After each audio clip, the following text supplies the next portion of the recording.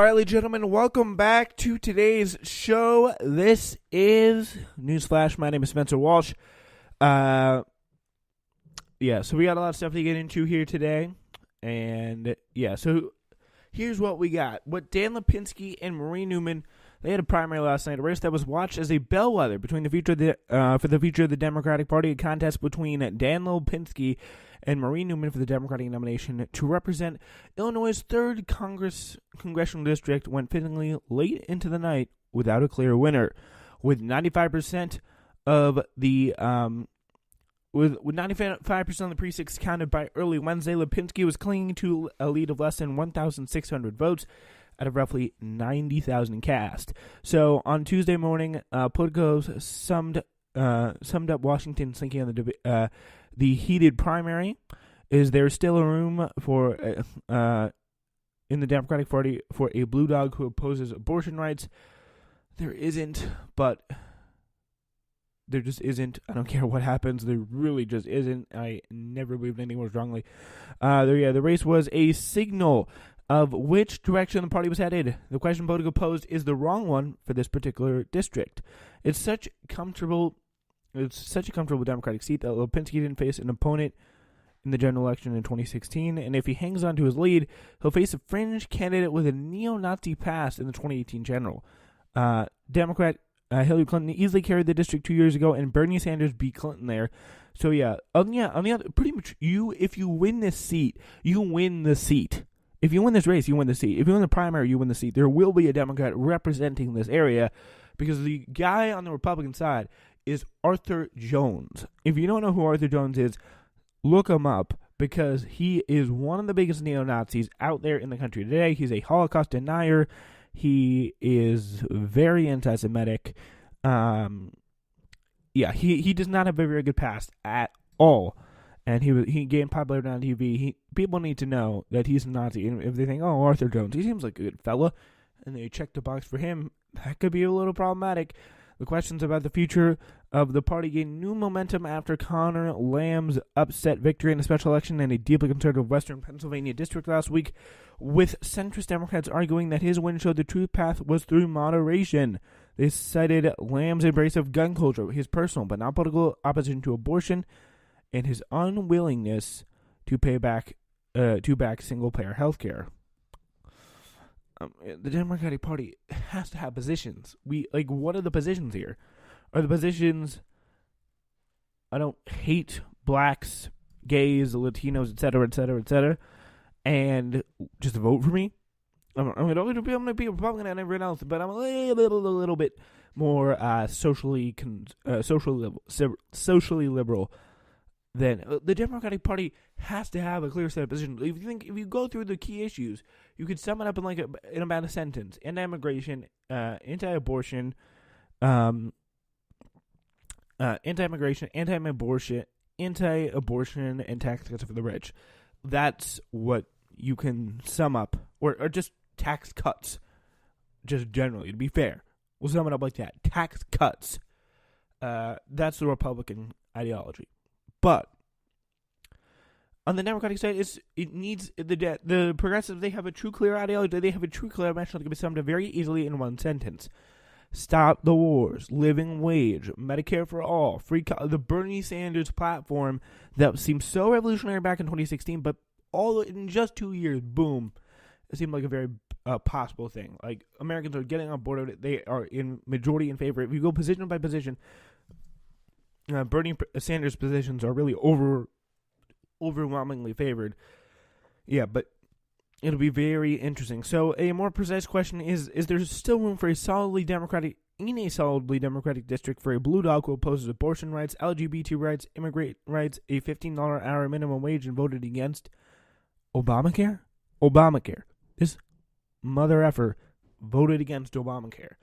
And the answer, at least in Illinois' 3rd district, is probably for now, which is very strange. But the race also answered a different question, one perhaps more relevant to the future of the party. Can the progressive wing of the party mount a powerful enough challenge to entrench well-funded incumbents that it can threaten the status quo? The answer to the question is clearly yes. They can definitely threaten the status quo. Lipinski may have held on, but he got the kind of political scare that no incumbent really wants. Newman, taking the stage at her election night party at the Mars Tap Room in Chicago's Bridgeport neighborhood, declined to concede the race, but said, "Whatever happens, voters had chalked Lipinski in a more progressive place. No matter what happens, we have moved him on immigration, we moved him on healthcare. I scared the crap out of him on 12 versus 15, a reference to the debate over minimum wage. There's many things we can move on more. So let's be clear, the fight is not over. It's not done." Just at present, the threat became clear because about 2 hours after the polls closed, the vote totals showed Newman, who had been trailing 2 to 3 points all night, was surging ahead. Mars Taproom volunteers and staffers hugged each other with one screaming, "I can't believe this is happening." Newman slightly lasted only a few minutes before Lipinski crawled back on top for the rest of the night.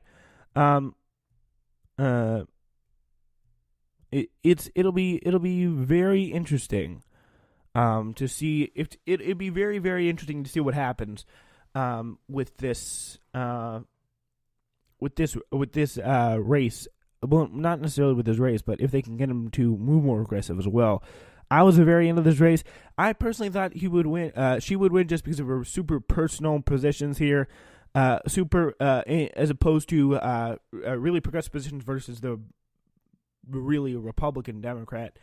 If Newman decides to run, though, in 2020, she'd be in the favor of the race.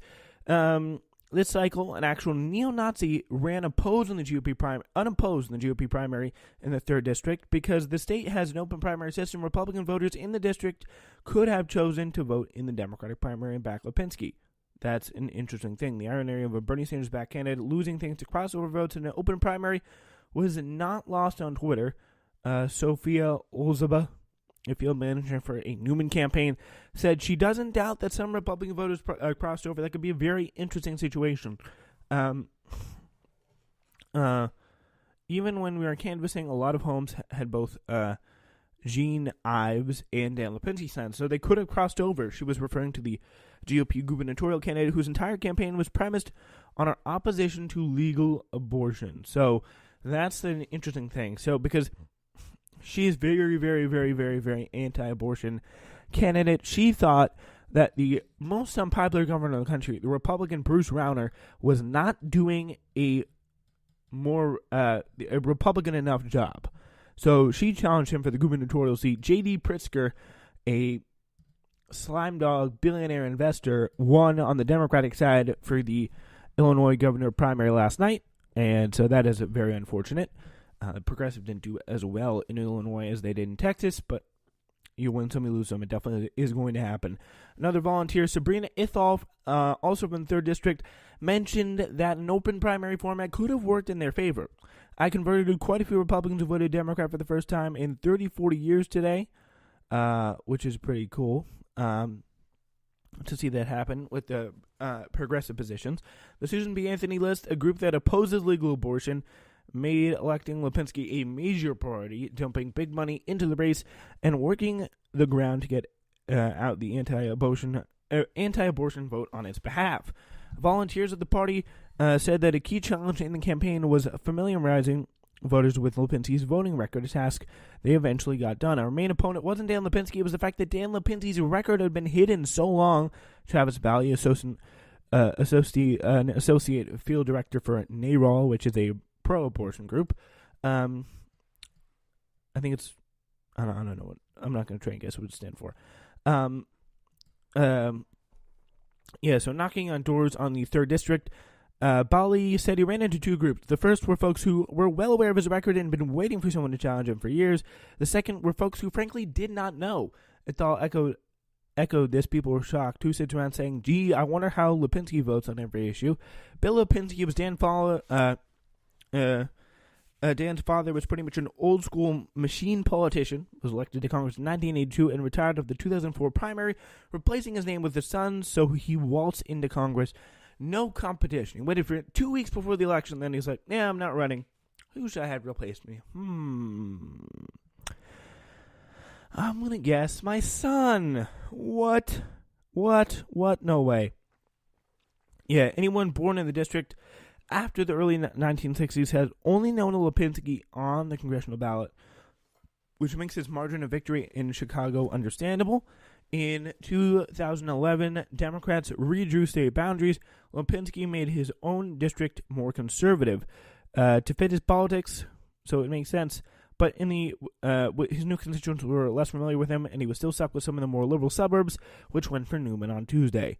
Our main opponent wasn't Dan Lipinski. It was the fact that Dan Lipinski's record had been hidden so long. That was the big point of the volunteers took away from this. All right, so now we move to my favorite story of the day, the one I am very excited for. So when lifelong civil rights attorney Larry Krasner was elected in a landslide this past November to become the new district attorney of Philadelphia, to say this fans and supporters had high hopes would be an understatement. Any less than a complete revolution that tore down the bigoted, patently unfair systems of mass incarceration in Philadelphia would be a severe disappointment.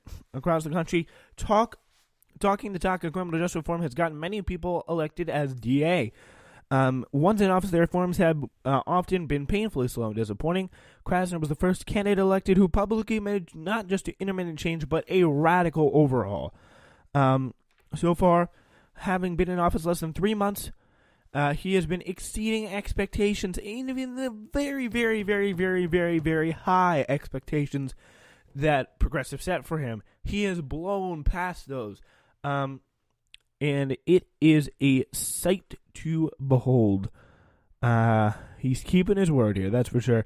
On his first week in the job, you can tell I'm so excited. I'm bursting to read this story to you. In the first week on the job, he fired 31 prosecutors from the DA's office because they were not committed to the changes he intended to make.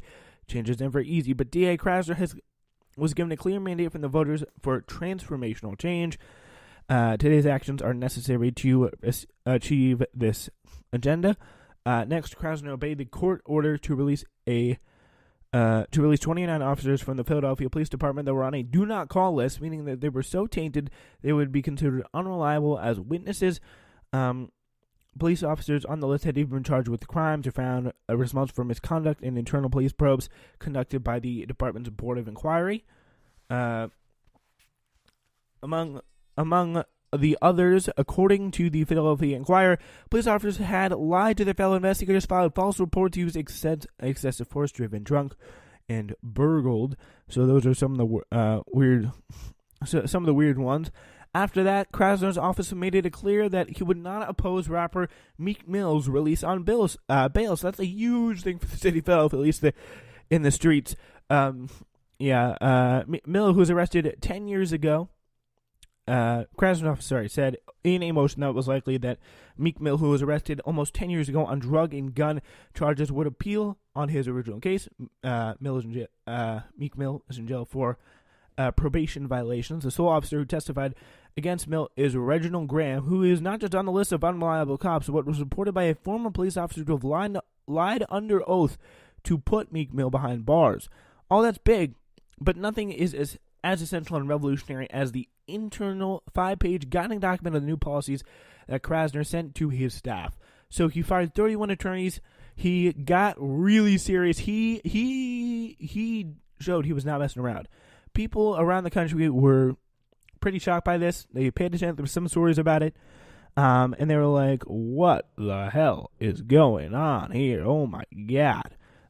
Yeah. So, but this is real progressive change right here. So all this is big, but nothing is as essential and revolutionary as the internal 5-page guiding document of the new policies that Krasner sent to his staff. While the document appears to have been sent to the staff of the Philadelphia DA office, it only became public a week ago. So